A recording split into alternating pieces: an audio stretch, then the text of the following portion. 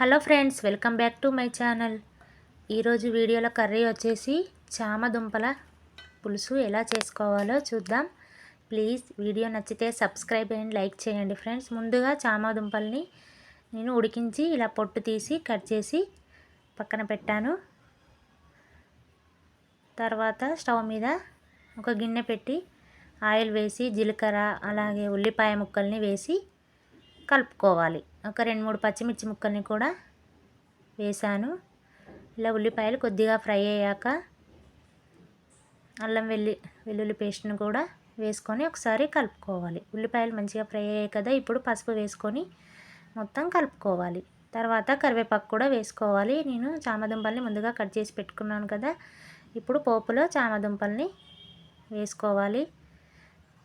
Fry curry కూడా బాగుంటుంది. Next వీడియోలో ఫ్రై కర్రీ పెడతాను, చూడండి ఫ్రెండ్స్. ఇలా మొత్తం ఒకసారి కలుపుకోవాలి. ఒక 5 నిమిషాల పాటు ఆయిల్లో మంచిగా ఫ్రై కానివ్వాలి.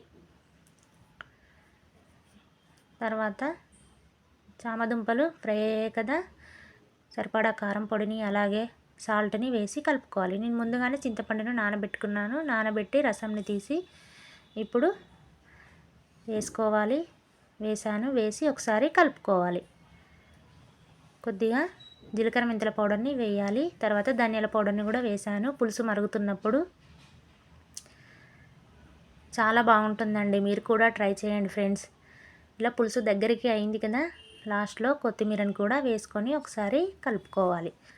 ఒక 5-10 నిమిషాల పాటు ఇలానే మరిగించుకోవాలి. అంతే అండి, చామదుంపల కర్రీ రెడీ. Please subscribe